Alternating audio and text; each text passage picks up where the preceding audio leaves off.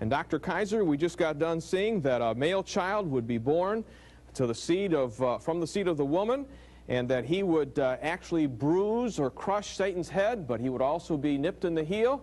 And now you're going to build on that. What else does the Scripture tell us? We have three more new beginnings that I think we need to get to, John. There is the new beginning, second new beginning in Genesis 9:27. You know, we have these three great crises that come in the first part of Genesis 1 through 11. There's the crises of the flood, the fall, first of all, then the crises of the flood, and then finally the crises of the tower. But I don't like to have these sort of things that just don't sort of fit. You've got the fall, that's F, and the flood, that's F.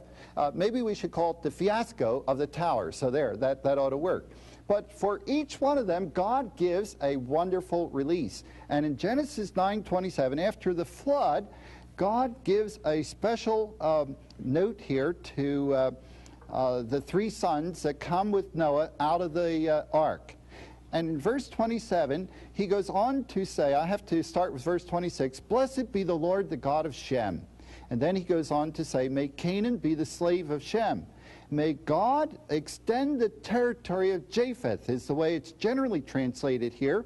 But it's quite clear that it is, in the original text, it just says, he will be the one who will be God will be the one who extends the territory, and may he dwell in the tents of Shem.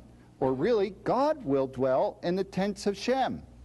Some say it's Japheth will dwell in the tents of Shem, but it is clear from the older Jewish interpreters and from the more recent modern interpreters, a number of them have seen that the subject of this clause must be the same one as the subject of the preceding clause.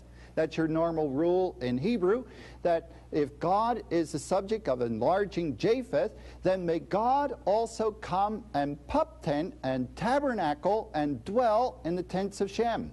In other words, among the Shemites, or the Semites as we say today, God would come and would take up his dwelling, much like in John chapter 1 verse 14 in the New Testament, where it says the Word became flesh and it dwelt amongst us. It pup tented, he came and tabernacled in the midst of us. So here's God coming down and saying, look to the people of Shem, the Semites, because that's where the Messiah is going to come from.